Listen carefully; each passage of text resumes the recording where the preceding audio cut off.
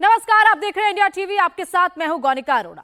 देश में इस वक्त सबसे बड़ा मुद्दा बेटियों की सुरक्षा का है, खास तौर पर पश्चिम बंगाल और महाराष्ट्र में। पश्चिम बंगाल में डॉक्टर बेटी के लिए इंसाफ की मांग को लेकर हजारों बेटियां सड़क पर उतर गई। ये बेटियां अपने लिए एक सुरक्षित माहौल की मांग कर रही है।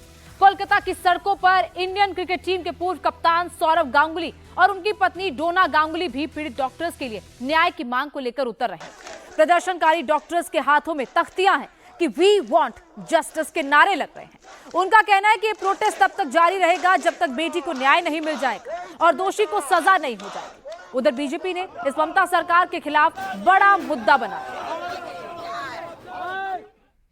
ममता बनर्जी एक तरफ बोलते हैं, पदयात्रा करते हैं, हमको फांसी चाहिए, हाँ, और कपिल सिब्बल को पब्लिक का पैसा से 15 लाख रुपया फीस देते हैं। अभया को जैसे जस्टिस ना मिले उसके लिए फीस देते हैं हमारा पैसा से, पब्लिक का पैसा से। क्या बोलेंगे इसको, हाँ? क्या दिचारिता, क्या डिसऑनेस्टी। तो ये सारा कुछ आज पब्लिक जान गए हैं। ममता बनर्जी का हम लोग रेजिग्नेशन मांगते हैं। एक हॉस्पिटल का आप देखभाल नहीं कर सकते हैं, आप 10 करोड़ लोगों का क्या आप देखभाल करेंगे? आप लोग क्यों नहीं थे जब अटैक हुआ? आप लोग क्यों नहीं थे? कहाँ थे आप लोग? ये पूछा गया है। आज क्यों पुलिस हॉस्पिटल क्यों FIR क्यों नहीं किया? पुलिस किया है, क्यों आप हॉस्पिटल से क्यों नहीं किया? 3 घंटा से पिताजी माताजी को बॉडी नहीं दिया गया, क्यों? आज बहुत सारा प्रश्न अदालत उठा रहे हैं और ममता बनर्जी पुलिस मंत्री को इसका उत्तर देना होगा। कोलकाता में पॉलिटिकल पार्टियां भी प्रोटेस्ट कर रही, बीजेपी भी धरना प्रदर्शन कर रही है। शाम बाजार मेट्रो स्टेशन के पास बीजेपी का प्रोटेस्ट चल रहा है और इस प्रोटेस्ट में केंद्रीय मंत्री सुकांतु मजूमदार भी हिस्सा ले रहे हैं। बीजेपी का यह प्रोटेस्ट अगले रविवार तक चलेगा। बीजेपी मुख्यमंत्री ममता बनर्जी से इस्तीफा मांग रही है।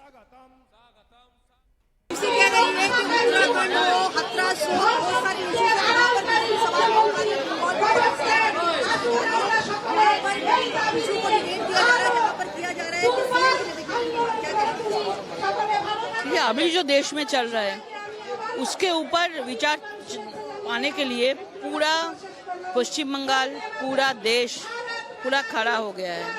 जब टीएमसी को इसके विषय में हम लोग पूछते हैं तो सब लोग उन्नाव, हाथरस का ये सब बात करते हैं, लेकिन इतना दिनों से पार्क स्ट्रीट हुआ, कामदुनी हुआ, काकद्वीप हुआ, मालदा हुआ, जलपाईगुड़ी हुआ, बहुत सारा जगह में महिला, आज भी आनंदपुर में किसी का डेड बॉडी मिला है, किसी को भी विचार नहीं हुआ है। जब दूसरा जगह में होते हैं तो टीएमसी सांसद लोग को भेज देते हैं, तो यहाँ पे देखिए कोई भी नहीं है। सब मुख्यमंत्री खुद का सरकार के विरुद्ध में रास्ते के ऊपर आए हैं। जस्टिस चाहिए किसके लिए?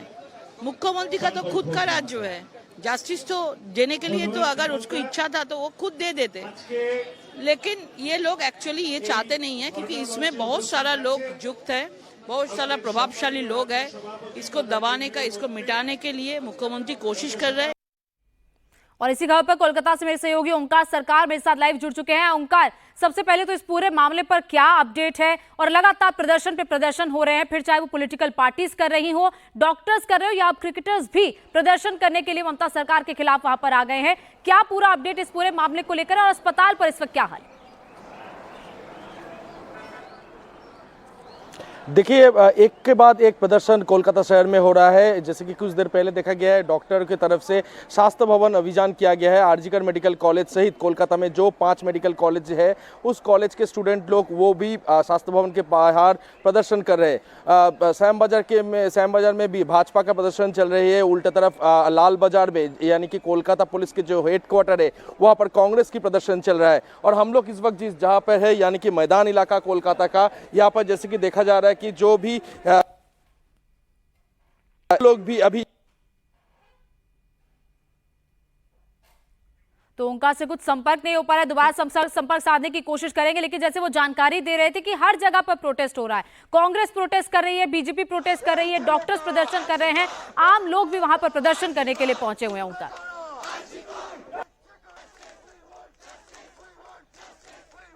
तो जिस तरीके से सड़कों पर लोग उतरे हुए हैं, तख्तियां लेकर उतरे हुए हैं, और ये प्रदर्शन पिछले कई दिनों से चल रहा है। 10 से 12 दिन इस घटना को हो चुके हैं, इंसाफ नहीं मिला, और यही वजह है कि इंसाफ की मांग के लिए वी वांट जस्टिस के नारों के साथ लोग इस वक्त सड़कों पर हैं। कोलकाता समेत देश भर में भारी प्रोटेस्ट से कोलकाता पुलिस दबाव में है। कोलकाता पुलिस ने आज संदीप घोष को लाल बाजार थाने में पेश होने का नोटिस दिया।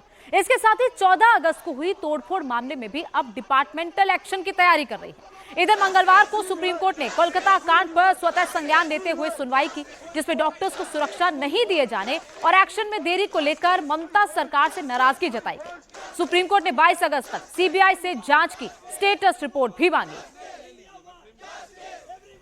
तो जिस तरीके से सुप्रीम कोर्ट ने ममता सरकार को लताड़ लगाई है, उसके बाद अब लगातार ममता सरकार भी एक्शन में आ गई है। डिपार्टमेंटल इंक्वायरी होगी और इसके साथ साथ संदीप घोष को भी पुलिस स्टेशन में पेश होने का ऑर्डर दिया गया है, नोटिस जारी किया गया है।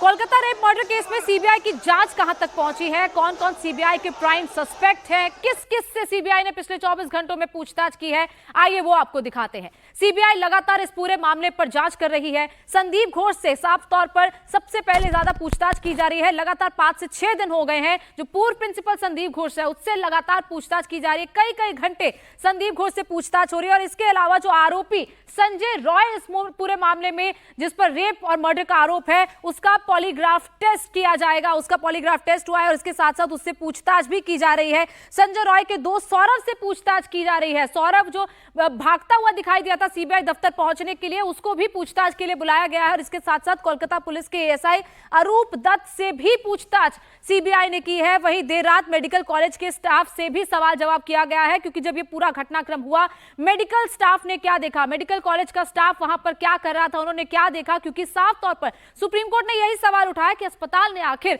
कंप्लेंट क्यों नहीं किया, अस्पताल ने एफआईआर दर्ज क्यों नहीं कराया, एफआईआर दर्ज कराने में इतना वक्त क्यों लगा। साथ ही साथ सीबीआई ने वारदात से पहले पीड़िता के साथ डिनर करने वाले स्टूडेंट से भी पूछताछ की है, क्योंकि सेमिनार हॉल में जिन स्टूडेंट्स के साथ पीड़िता ने डिनर किया था वो वहां से चले गए, तो उसके बाद ये पूरा घटनाक्रम हुआ। इसलिए सीबीआई उनसे भी सवाल जवाब कर रही है। कोलकाता रेप मर्डर केस में संदीप घोष प्राइम सस्पेक्ट है। संदीप घोष को लेकर कोलकाता पुलिस और केस की जांच कर रही सीबीआई के बीच घमासान छिड़ सकता है। रेप पीड़िता की पहचान उजागर करने के मामले में कोलकाता पुलिस ने संदीप घोष पर केस दर्ज किया है, क्योंकि संदीप घोष ने पीड़िता की पहचान उजागर की थी। इसके अलावा तमाम सवाल उससे पूछे जा रहे हैं। सीबीआई संदीप घोष से जो पूछताछ कर रही है, उसमें सवाल पूछे जा रहे हैं कि क्या सबूत मिटाने की साजिश हुई, साजिश में कौन कौन शामिल है, ये सवाल पूछा गया। इसके साथ साथ कोलकाता पुलिस ये नहीं चाहती है कि सीबीआई संदीप घोष का पॉलीग्राफी टेस्ट कराए, लिहाजा कोलकाता पुलिस की तरफ से उस पर मामला दर्ज करके गिरफ्तार करने की तैयारी की जा रही है।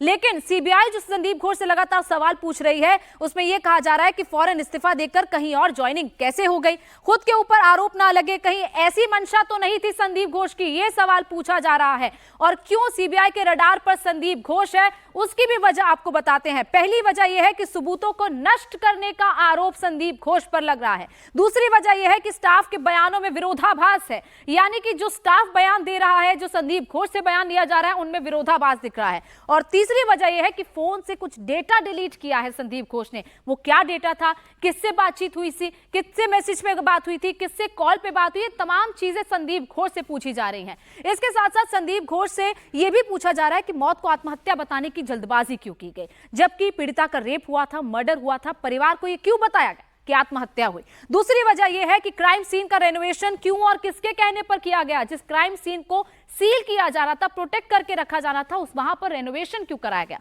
और तीसरी वजह यह है कि परिवार को बिना फैक्ट्स के किसके कहने पर जानकारी दी गई, यानी कि परिवार को यह क्यों कहा गया कि उनकी बेटी पहले बीमार है और उसके बाद कहा गया कि उनकी बेटी ने सुसाइड किया है। वही चौथा सवाल यह है कि जांच पूरी होने तक क्राइम सीन को सुरक्षित क्यों नहीं रखा गया, क्राइम सीन को सील करके क्यों नहीं रखा गया, क्यों वहां पर लोगों को आने जाने दिया गया, क्यों उस क्राइम सीन को ताला लगाकर नहीं रखा गया। ये तमाम सवाल संदीप घोष से पूछ रही है सीबीआई।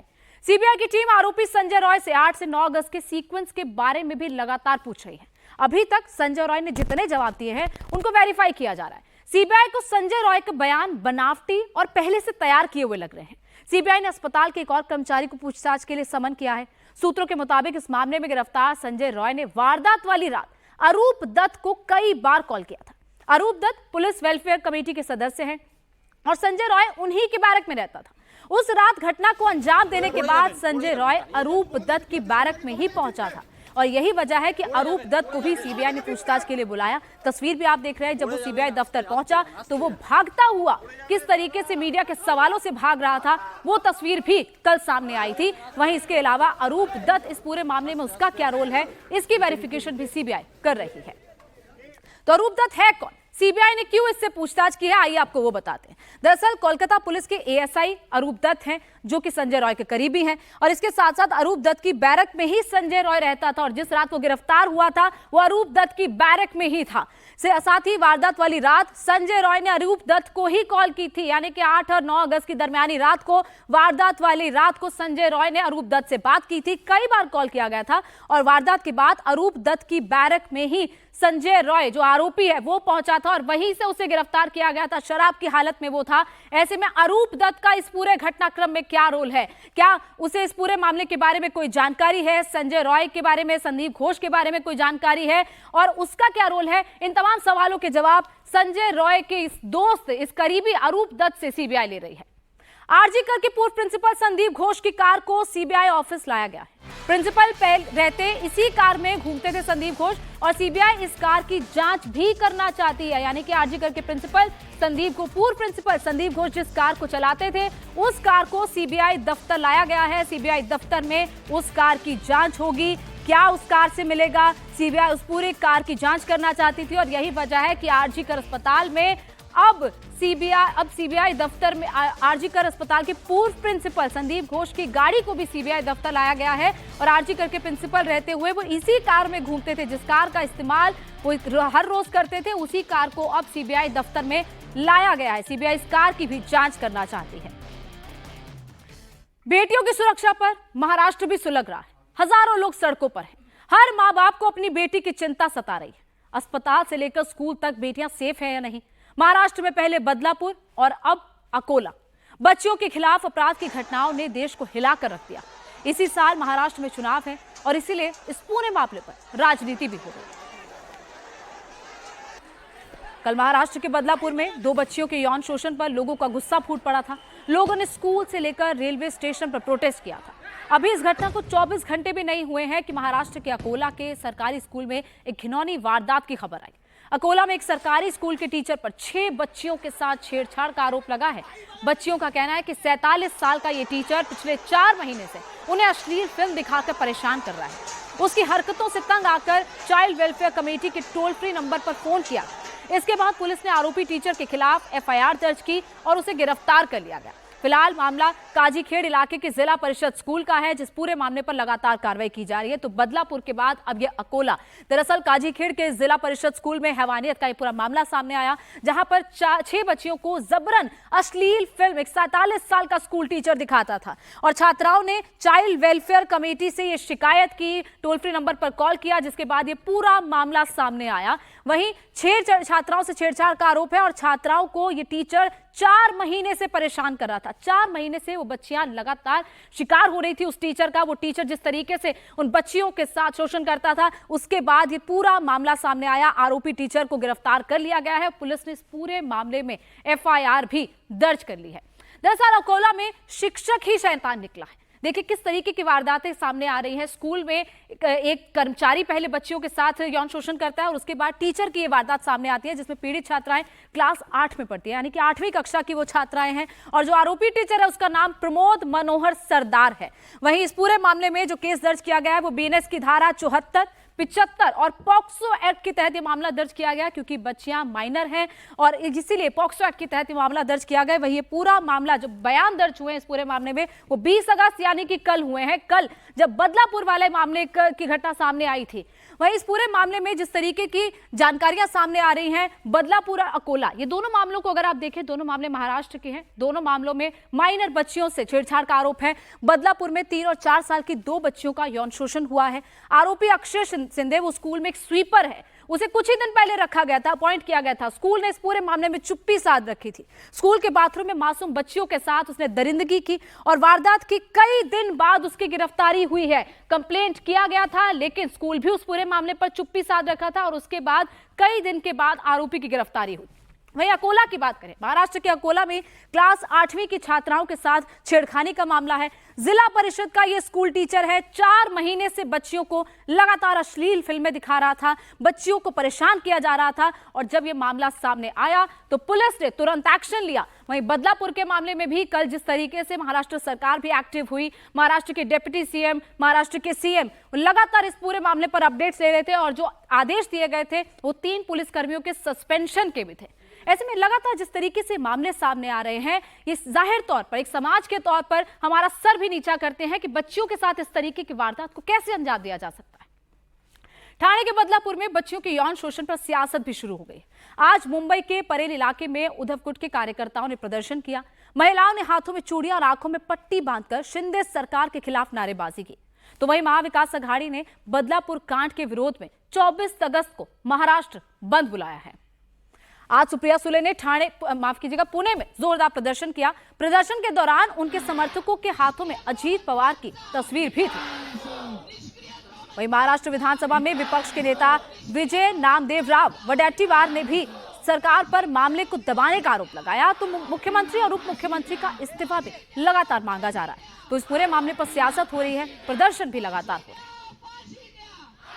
ये जो आज हुआ है, महिलाओं के ऊपर अत्याचार करते हो, उनके ऊपर लाठीचार्ज करते हो और 300 लोगों के ऊपर न्याय मांगने के लिए रास्ते पर उतरने के बाद में गुने दाखिल होते हैं, उनके ऊपर ऑफेंस दाखिल करते हो, तो तुम लोग महाराष्ट्र को किस दिशा में लेके जा रहे हो? पूरे के पूरे केसेस, वो कोई पॉलिटिकल नहीं है। इन्होंने ना उधर पॉलिटिकल बताना चाहिए। अभी तक कोई अपोजिशन का आदमी वहां पे गया नहीं और ट्रेस करे कि किसका फोन था, किसके इशारे पर हुआ है, नाम उजागर करो। और सवाल यह है कि कोई अपोजिशन का आदमी अगर मांग भी करता है तो गलत क्या है? छोटे छोटे बच्चों पे अत्याचार होता है, बलात्कार होता है, तो क्या हमारा न्याय देने का अधिकार नहीं है? हम अपोजिशन करके न्याय मांगने का अधिकार नहीं है? सरकार अगर न्याय नहीं देती है, सरकार प्रकरण को दबाना चाहती है, सरकार ऑफेंस दाखिल करने के लिए टाइम लगाती है, टाइम वेस्ट करती है, तो क्या हम लोग न्याय मांगना गलत है? हमने अगर वहाँ पे कोई भी वहाँ का लोकल अगर कोई पॉलिटिशियन उसमें इन्वॉल्व होगा तो क्या गलत होगा? और सीसीटीवी कैमरे वहाँ पे आप चेक करो कि कौन इसमें है। लोगों ने खुद होकर रास्ते पर उतरे। छोटे छोटे बालिकाओं के ऊपर जब ऐसी घटना होती है तो ये सरकार को संवेदन है क्या नहीं? सरकार की कोई भूमिका बनती क्या नहीं? इनको इस गद्दी पर बैठने का नैतिक अधिकार नहीं है। मुख्यमंत्री के जिले में घटना घटी है, मुख्यमंत्री और होम मिनिस्टर, उप मुख्यमंत्री ने अपने पद से रिजाइन देना चाहिए। भारतीय जनता पार्टी के लोगों की पदाधिकारियों की स्कूल थी, इसीलिए इस प्रकरण को डिले करके दबाने का काम हुआ। जब जनता का उद्रेक हुआ तो इसके ऊपर एसआईटी दाखिल करनी पड़ी, कार्रवाई करनी पड़ी। उधर बदलापुर कांड के आरोपी को 26 अगस्त तक पुलिस कस्टडी में रखा जाएगा, पूछताछ की जाएगी। कल के भारी बवाल के बाद बदलापुर में रेल सेवा भी बहाल हो चुकी है। स्टेशन के बाहर फोर्स तैनात है, लेकिन अब तक इंटरनेट सर्विस चालू नहीं की गई है। लेकिन बदलापुर में प्रदर्शन करने वालों के खिलाफ पुलिस ने एक्शन लेना शुरू कर दिया है। पुलिस के इस एक्शन को लेकर उद्धव की शिवसेना और शरद पवार की एनसीपी भी सवाल उठा रही है। पुलिस ने 300 से ज्यादा अज्ञात लोगों पर मामला दर्ज किया है, तो वहीं 72 लोगों की गिरफ्तारी की गई।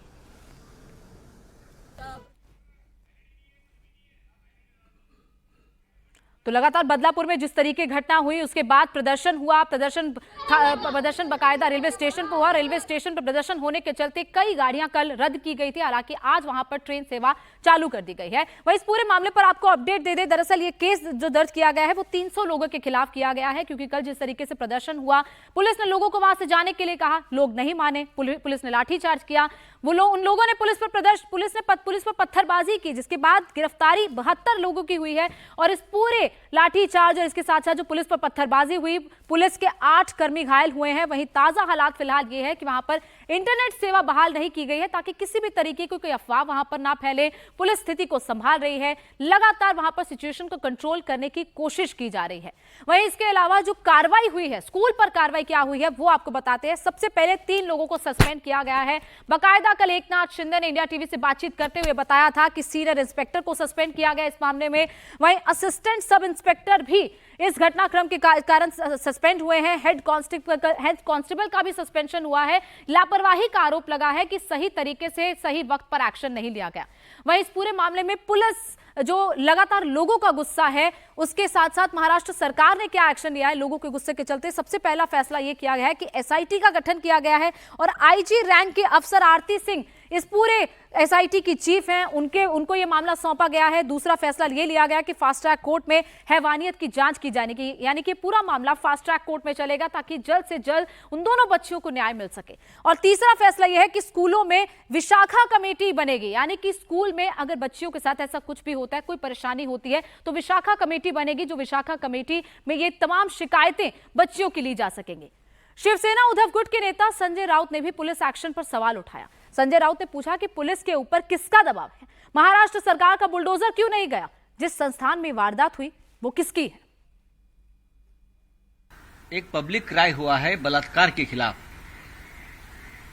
दो छोटी बच्चियां हैं जिनको समझ में नहीं कि हमारे साथ कौन सा घिनौना अपराध किया है, और उस लड़की को प्रोटेक्शन देने के बजाय न्याय मांगने के लिए जो लोग सड़क पर उतरे हैं, आप उनके खिलाफ आपराधिक मामले दायर करते हो। सबसे पहली बात है कि ये क्यों हुआ, जिस संस्था में ये हुआ, ये संस्था किसकी है, आप ढूंढ लीजिए। अगर ये कोई कांग्रेस पार्टी के साथ जुड़ी हुई संस्था होती, हमारे साथ जुड़ी हुई संस्था होती, तो यही देवेंद्र जी उनका पूरा महिला महामंडल लेकर वहां जाकर 24 घंटे अनशन पर बैठ तमाशा करते, बहुत बड़ी नौटंकी करते।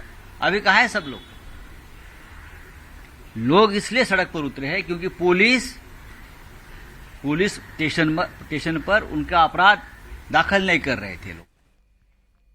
महाराष्ट्र में बढ़ते बवाल के बीच महाविकास आघाड़ी ने एक बड़ी बैठक बुलाई है। इस बैठक का मेन एजेंडा सीट शेयरिंग था, लेकिन सीट शेयरिंग पर बातचीत को आगे बढ़ाया गया।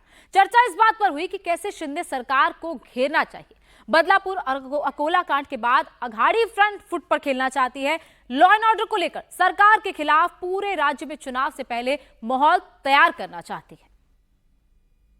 आज महाविकास आघाड़ी की सीट शेयरिंग की बैठक थी, लेकिन कल जिस तरह से बदलापुर में जो दर्दनाक घटना घटी है, जिस तरह से लोग सो मोटो आंदोलन कर रहे हैं और महायुति सरकार के खिलाफ जन आक्रोश पूरे महाराष्ट्र में, मुंबई सहित बदलापुर सहित पूरे महाराष्ट्र में जो उत्पन्न हुआ है, उसको लेके महाविकास आघाड़ी के सभी नेताओं ने, हम लोगों ने बैठक करके आज की जो बैठक थी सीट शेयरिंग की, उसको आगे ढकेली है और उसके ऊपर चर्चा कर रहा है कि चर्चा चल रही है कि महाविकास आघाड़ी जो जिस तरह से मुंबई और महाराष्ट्र में कायदा और व्यवस्था पूरी तरह से फेल हो रही है और छोटी छोटी बच्चियों पर अत्याचार हो रहा है, लैंगिक अत्याचार हो रहा है, उसके ऊपर चर्चा चल रही है और उस पर बात हो रही है। हालांकि कांग्रेस नेता विजय नामदेव राव ने एमवीए की बैठक में कांग्रेस की ताकत बता दी है, जिसका जितना दम उतनी सीटें वाले फॉर्मूले पर कांग्रेस आगे बढ़ेगी। क्या 135 जो क्या मांग करते हैं, क्या प्रस्ताव उस तरह का? नहीं, प्रस्ताव चर्चा के लिए होते हैं, फाइनल के लिए नहीं होते हैं। जो हमको लड़ना है या हम लड़ सकते हैं, ऐसी जगह हमने 135 आइडेंटिफाई किया है। अब वो तीनों पार्टी बैठकर इसमें निर्णय होगा। ये कोई प्रस्ताव रखना बोले तो अंतिम नहीं होता है। हमारी जहाँ ताकत है वो हमने बता दिया है, वो प्रस्ताव में रखा है। इसमें कम ज़्यादा हो सकता है, आपस में चर्चा करेंगे और निर्णय लेंगे। Thank you. असलम शेख मांग करते हैं कि माइनॉरिटीज को भी सबसे ज्यादा नहीं, माइनॉरिटीज़ को कांग्रेस के साथ में है और महाविकास आघाड़ी के साथ में, उनको भी सम्मानजनक जगह देनी चाहिए, ये सबकी इच्छा है। महाराष्ट्र में जारी बवाल के बीच एमवीए में मोल भाव भी तेज हो गया है। महाराष्ट्र के कांग्रेस नेता और पूर्व मंत्री असलम शेख ने एमवीए और अपनी पार्टी के सामने बड़ी मांग रखी। असलम शेख ने महाविकास आघाड़ी से विधानसभा में 20% सीटें मुस्लिम उम्मीदवारों को देने और उप मुख्यमंत्री पद पर एक मुस्लिम विधायक को मौका देने की मांग की है। असलम शेख ने यह कहा कि जहां जहां माइनॉरिटी 30% से ज्यादा है, वहां टिकट मिलना चाहिए। इस हिसाब से उनका दावा 15 से 20 सीटों पर मुस्लिम कैंडिडेट देने का है। महाराष्ट्र के अंदर नहीं, देश के अंदर जो कांग्रेस की लाइन है कि जिसकी जितनी संख्या है उसकी उतनी हिस्सेदारी होनी चाहिए। महाराष्ट्र के चुनाव आ रहे हैं तो जो डिस्ट्रिक्ट्स में जो है माइनॉरिटी की संख्या अच्छी है, जो कॉन्स्टिट्यूंसीज के अंदर जो है माइनॉरिटी की संख्या अच्छी है, उसमें जो है उतनी हिस्सेदारी माइनॉरिटीज को मिलनी चाहिए। जो माइनॉरिटीज की जहां संख्या 30% से ज्यादा है, वो सीटें अगर मिलेगी तो डेफिनेटली जो है माइनॉरिटीज के लोग जीतेंगे, तो वो सीट की संख्या जो है करीबन 15 और 20 के बीच में बैठती है। तो कितनी सीटें जो है वो कांग्रेस पार्टी ने अपने नुमाइंदों को देनी चाहिए। इस राज्य के अंदर जो है ना यार, अंतुले साहब भी जो है मुख्यमंत्री रह चुके हैं। मुख्यमंत्री का पद हो, उप मुख्यमंत्री का पद हो, जब कांग्रेस पार्टी ने ऑलरेडी इस राज्य में मुख्यमंत्री जो सबसे बड़ा पोस्ट है वो दे चुकी है, तो पार्टी के सामने सिर्फ ये बातें रखना है कि उस लेवल की पोस्ट जैसे बाकी के समाजों में जाती, उसका जो है उसी तरीके से माइनॉरिटी के भी लोगों को उस तरीके के पोस्ट मिलने चाहिए।